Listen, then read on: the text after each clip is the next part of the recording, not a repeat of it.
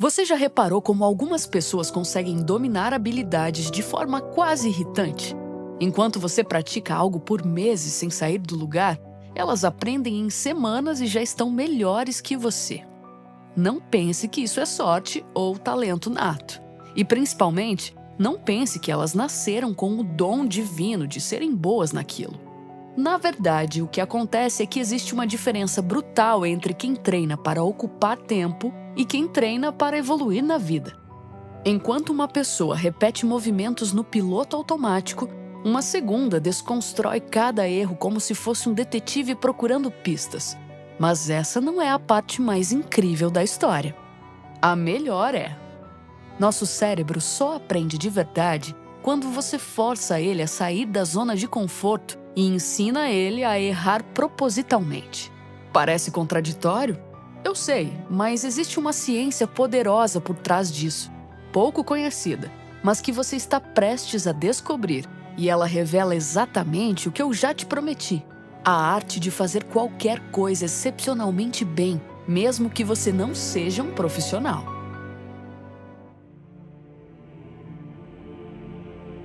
Durante anos, fizeram você acreditar que a excelência é um presente de berço, que ou você nasce com o dom ou está condenado à mediocridade. Essa mentira é tão bem contada que milhões de pessoas desistem dos próprios sonhos antes mesmo de dar o primeiro passo para lutar por eles.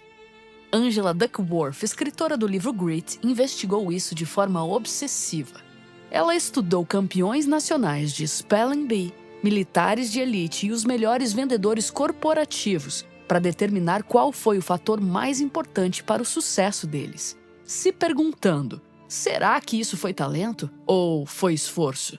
E com estudo após estudo, a descoberta dela quebrou décadas de mitos sobre o talento. E a verdade é: onde o talento conta uma vez, o esforço conta 2 vezes. E ela explica isso usando uma fórmula simples: talento versus esforço igual habilidade. Habilidade versus esforço igual conquista. Isso significa que o esforço aparece 2 vezes na equação do sucesso. Uma pessoa com talento mediano, que aplica esforço consistente, supera alguém com talento superior que se esforça pela metade. Mas espera, existe um problema com essa lógica, não é mesmo? Se fosse só sobre esforço, por que tanta gente se esforça e não sai do lugar? É como quem estuda inglês por anos, mas continua travado na hora de conversar. Mas a resposta está no tipo de esforço que você aplica.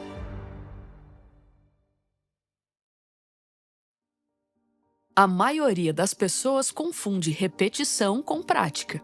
Acham que fazer a mesma coisa 1000 vezes de forma automática vai torná-las melhores, sem nem perceber como estão fazendo isso.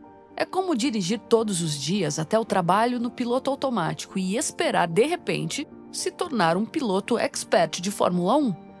Anders Ericsson, o pesquisador que passou mais de 20 anos estudando expertise, descobriu que existe uma diferença brutal entre 3 tipos de prática.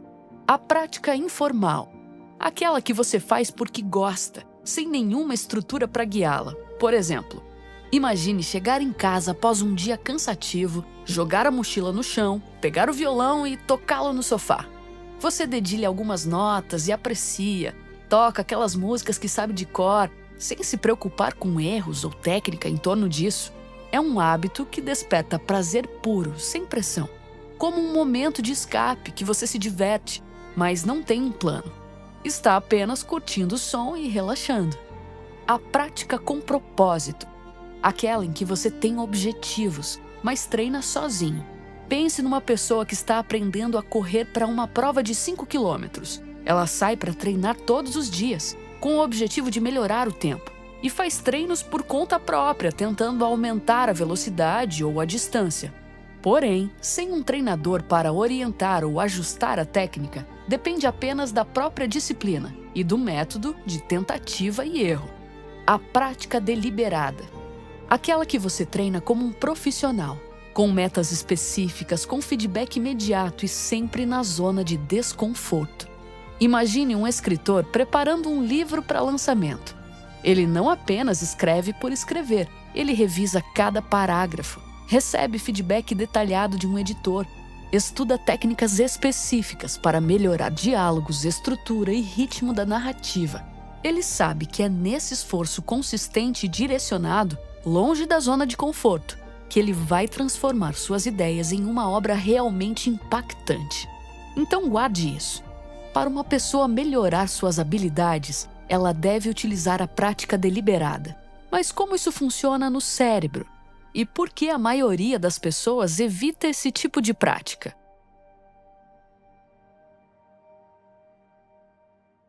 Daniel Coyle, no livro The Talent Code, revela algo fascinante.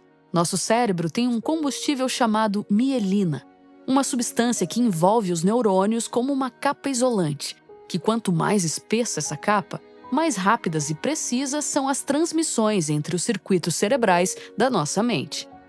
Mas qual a descoberta revolucionária disso? Bom, é que o combustível impulsionador de transmissões rápidas do seu cérebro só se forma quando você erra e corrige. O que nos leva à conclusão de que o erro não é o oposto do aprendizado. Ele, na verdade, é o combustível do aprendizado. Então presta atenção em mim.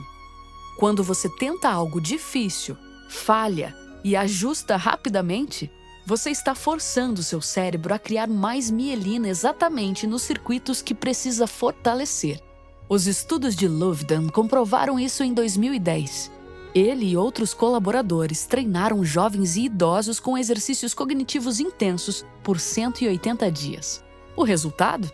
Mudanças físicas mensuráveis na substância branca do cérebro, que é como se fosse o cabeamento que conecta diferentes áreas dentro da sua mente.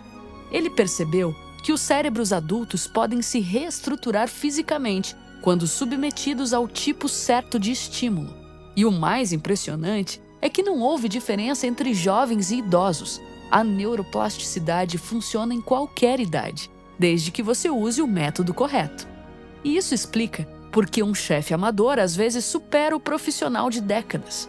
O amador está constantemente tentando coisas novas, errando e corrigindo.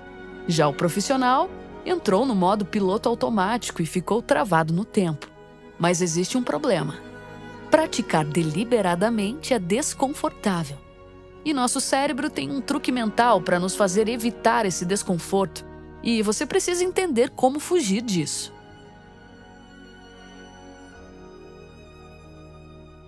Josh Waitzkin, que foi campeão mundial de xadrez e depois virou grande mestre em artes marciais, conta no livro The Art of Learning o que descobriu sobre o alto desempenho, chegando à conclusão de que a nossa mente funciona por meio de duas zonas de operação.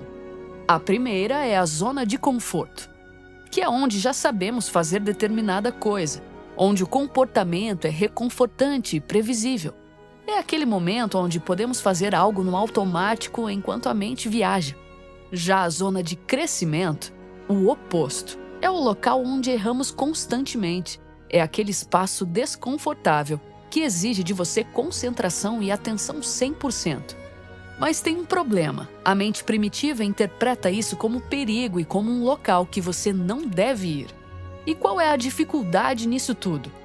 A zona de conforto é viciante e dá a sensação falsa de que estamos progredindo, porque conseguimos fazer as coisas sem esforço, mas, infelizmente, só repetir bem o que já sabemos não vai fazer a gente evoluir. Então, o que fazer? Josh fala de uma estratégia que ele chama de fazer círculos menores, ou seja, pegar uma habilidade complexa e dividir em partes pequenas, quase microscópicas, até dominar cada pedacinho antes de avançar. Por exemplo, um guitarrista não tenta tocar a música toda de uma vez. Ele foca só na transição entre dois acordes que estão difíceis. Pratica essa parte umas 50 vezes até ela ficar natural. E aí sim vai para o próximo desafio. Dá para usar essa mesma ideia com qualquer coisa que você queira aprender, seja cozinhar, programar, liderar pessoas ou tocar violão. É só fazer círculos menores. E caso você sinta a sensação de que isso é meio contraintuitivo, existe uma descoberta da neurociência que explica por que essa abordagem é tão poderosa.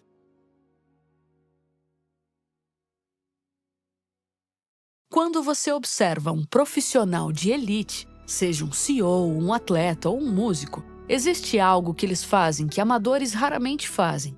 Eles têm sistemas de feedback rápidos. E eles fazem isso de forma que parece contraditória. Procuram ativamente pelos seus pontos fracos. E enquanto amadores evitam o que é difícil, profissionais vão direto para lá. Michael Jordan, mesmo sendo o maior do basquete, sabia que a maestria está nos detalhes. Ele repetia os fundamentos centenas de vezes sem contar, buscando sempre a perfeição no básico. Como disse Aristóteles, nós somos o que fazemos repetidamente. A excelência, então, não é um ato, mas um hábito. Jordan entendia exatamente onde precisava focar, não na fama ou nos troféus, mas naquele esforço silencioso, quase invisível, que constrói a verdadeira excelência. Assim como o escritor lapida suas palavras com paciência até encontrar o texto perfeito, o atleta refina cada movimento até que ele se torne natural e impecável. E isso nos leva a uma pergunta crucial. Se não somos profissionais, como replicamos esse ambiente de elite? Pois bem, vou te responder isso começando assim. Você não precisa de um coach pessoal ou de equipamentos caros para ter isso. Mas você precisa replicar as condições essenciais que fazem profissionais evoluírem, que são 1. Metas microscópicas. Ao invés de quero escrever melhor no trabalho, uma meta microscópica seria: vou dominar a construção de uma frase clara e objetiva para abrir meus e-mails em até 3 minutos. E isso é algo que você pode medir, como por exemplo, você conseguiu escrever essa frase em 3 minutos? Ficou clara? Se não ficou, ajusta e tenta de novo até sair natural. 2. Sessões de desconforto controlado. Reserve 20 a 45 minutos para focar em algo que exige sua atenção total, como revisar relatórios complexos, preparar uma apresentação ou estudar um tema novo para o seu trabalho. Só que se durante esse tempo você conseguir checar o celular, abrir outras abas ou conversar com alguém, você não está praticando deliberadamente. A ideia é sentir aquele cansaço mental que sinaliza esforço significativo, mas sem se esgotar 100%. 3. Feedback artificial.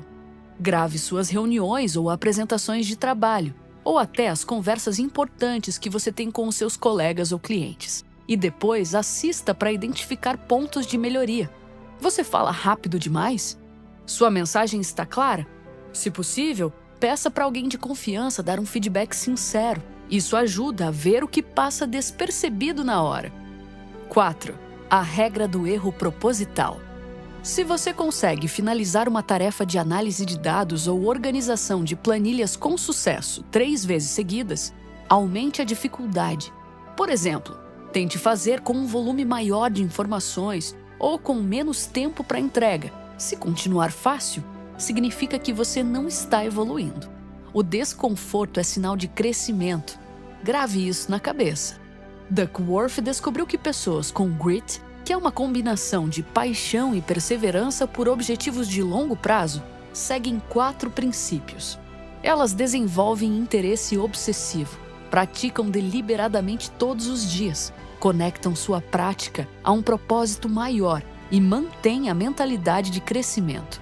Complementando essa visão, Anders Ericsson aprofundou o conceito ao mostrar que a prática deliberada só funciona quando há motivação intrínseca, o prazer genuíno em superar desafios e perceber o próprio progresso, e não apenas na busca por resultados externos. Esse tipo de pensamento é revolucionário. Quando você cultiva a motivação intrínseca e aplica a prática deliberada, qualquer pessoa pode ir além do nível aceitável de desempenho. Ericsson provou que a adaptabilidade do cérebro e do corpo é o verdadeiro talento que todos compartilhamos. Não importa seu ponto de partida. Você pode expandir seu potencial por meio de práticas estruturadas e orientadas. Então, para você que está nos assistindo, escute bem isso. O segredo é trocar o quero ser bom em X por quero descobrir como melhorar em X a cada dia. Quando você se apaixona pelo processo, cada sessão de prática vira uma oportunidade de descoberta. Cada erro vira uma pista. E cada pequena melhoria vira uma vitória contínua. Mas ainda falta eu te falar sobre a última peça do quebra-cabeça que pode acelerar todo esse processo.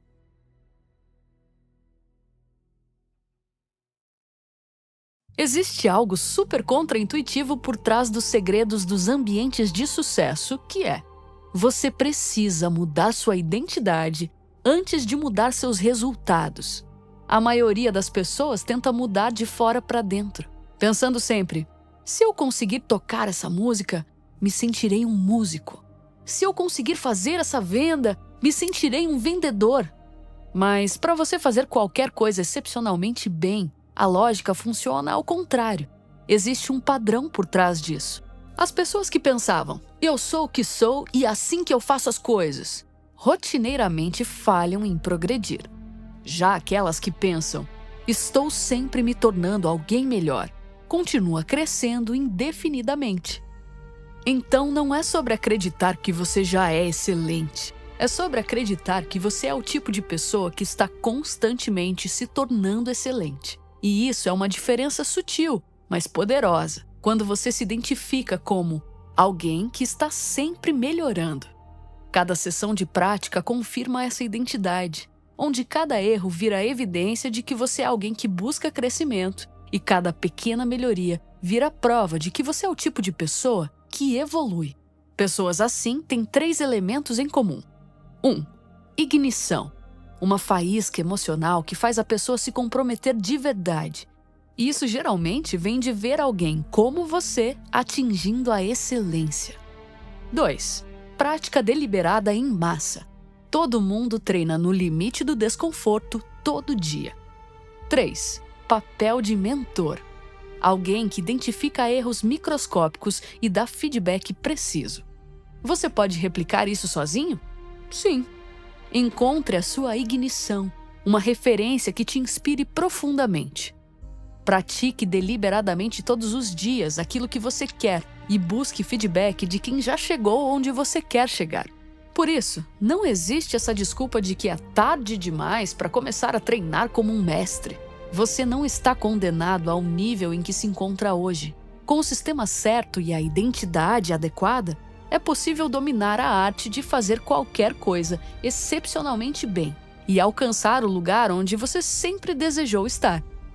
E agora, voltando àquela pergunta inicial: por que algumas pessoas parecem evoluir tão rápido, quase irritantemente, enquanto outras passam meses no mesmo lugar? A resposta você já sabe. Não é sobre talento e não é sobre tempo investido. É sobre o sistema certo aplicado de forma consistente. Agora você já está com todas as peças desse jogo. Já sabe que não é sobre quantas horas você pratica, mas sobre a qualidade dessa prática. Já sabe que seu cérebro pode se remodelar em qualquer idade. Já sabe que pode modelar os sistemas usados pelos melhores. E já sabe como desenvolver um grit sustentável através da motivação intrínseca. No fim, a diferença não está no que você faz, mas em como você faz. E não há mais desculpas, porque a partir de agora, você sabe exatamente como fazer isso. Então, me conta aqui nos comentários qual habilidade você vai começar a treinar como um profissional. E qual é o primeiro círculo pequeno que você vai dominar. Lembre-se, a excelência não é um destino. Ela é um processo e todo processo pode ser replicado. Se este vídeo mudou sua perspectiva sobre como desenvolver qualquer habilidade, deixa seu like e se inscreva no canal. Ainda tem muito conteúdo vindo por aí. Até o próximo vídeo!